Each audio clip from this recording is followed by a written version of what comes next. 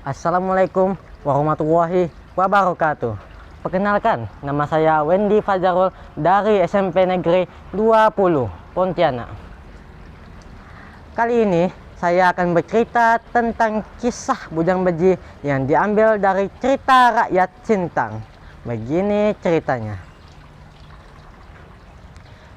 Dahulu hiduplah dua orang pemimpin yang bernama Bujang Beji dan Tumenggung Marubai.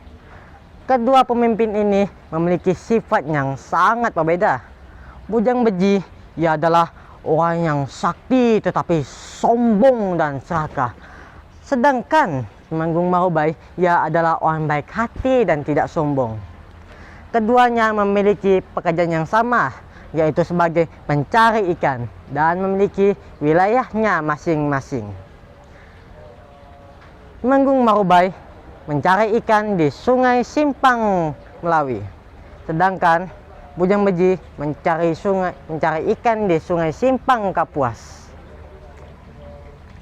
Sungai Simpang Melawi memiliki banyak sekali jenis ikan, lebih banyak daripada ikan-ikan di Sungai Simpang Kapuas.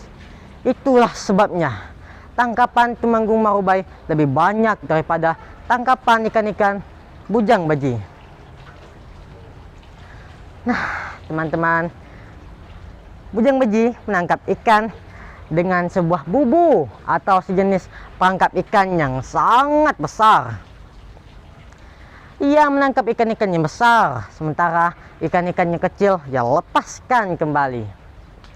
Melihat tangkapan Tumenggung Marubai, Bujang Beji merasa iri. Ia pun mulai mencari cara untuk mengalahkan Tumenggung Marubai.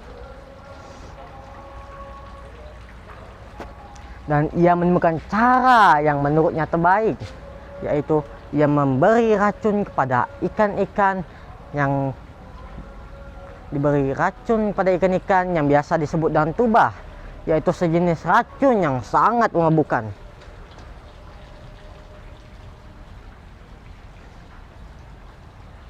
Pada awalnya, tangkapan Bujang Beji lebih banyak daripada tangkapan ikan-ikan Tumenggung Marubai. Akibat racun tersebut, ikan-ikan di Sungai Simpang Kapuas mulai berkurang. Tetapi tangkapan Tumenggung Marubai tetap banyak. Bujang Beji pun menjadi semakin iri. Ia berkata,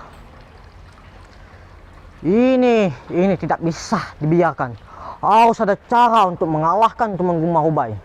Dan ia menemukan cara yang menurutnya terbaik, yaitu dia ingin menutup Sungai Simpang Melawi dengan sebuah batu besar yang ada di hulu sungai.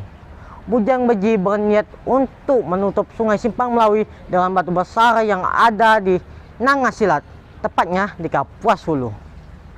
Dengan kesaktiannya, ia memotong puncak bukit batu tersebut dengan menggunakan 7 lembar daun ilalang. Pada saat Bujang Beji sedang membawa batu besar tersebut, ia mendengar gadis-gadis menertawainya. Ternyata gadis tersebut adalah dewi-dewi kayangan. Pada saat Bujang Beji sudah sampai di persimpangan antara Sungai Simpang Kapuas dan Sungai Simpang Melawi, ia menginjak duri beracun.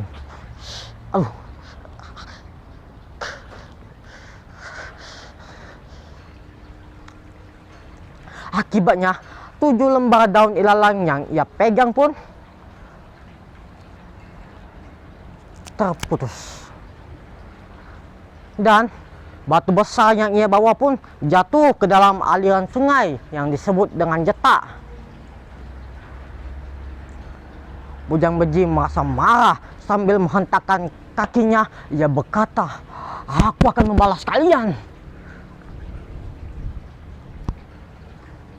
Nah, teman-teman, kemudian Bujang Beji pun mencari cara untuk mengeluarkan batu besar tersebut dengan cara mencongkelnya menggunakan bukit besar yang memanjang. Tapi sayang sekali, bukit besar itu pun patah dan patahannya diberi nama Bukit Liu. Sementara itu, batu besar yang masuk ke dalam aliran sungai tersebut pun melekat di dalam sungai dan tidak bisa dikeluarkan. Bujang Beji berpikir ini adalah kesalahan Dewi-Dewi Kayangan.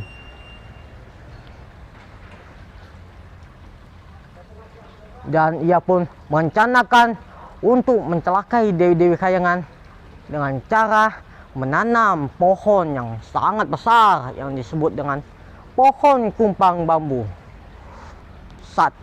Dan ia pun mulai menanam. Keesokan harinya, pohon tersebut pun sudah tinggi, bahkan ujung atasnya saja tidak kelihatan lagi. Sebelum Bujang Beji menaiki pohon kumpang bambu, ia memberi sesaji kepada roh-roh halus dan hewan-hewan di sekitarnya. Kemudian teman-teman, saat Bujang Beji sudah mulai memanjat pohon besar tersebut, datanglah segombolan beruang dan rayap. Ternyata segombolan beruang dan rayap itu adalah hewan-hewan yang ia lupa untuk berikan sesaji. Beruang dan rayap pun merasa tidak terima, dan beruang berkata, "Bagaimana jika kita grogoti saja pohon besar tersebut hingga putus?"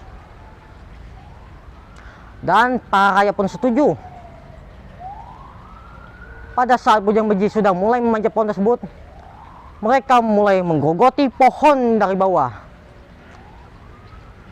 Tiba-tiba pohon tersebut pun patah.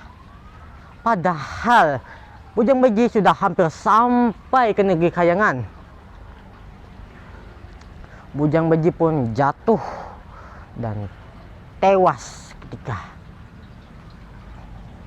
Sementara itu, bukit yang lepas dari pegangan Bujang Beji pun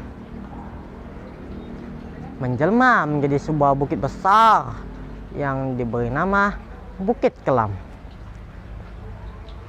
Kini Bukit Kelam menjadi salah satu objek wisata di daerah Sintang, Kalimantan Barat, dan menjadi salah satu hutan wisata yang memiliki panorama yang sangat indah. Dan inilah akhir dari cerita Bujang Beji. Nah, teman-teman sekalian, pelajaran yang bisa kita ambil dari cerita ini adalah janganlah suka iri, karena iri akan merugikan diri kita sendiri. Saya mundur diri, dan wassalamualaikum warahmatullahi wabarakatuh.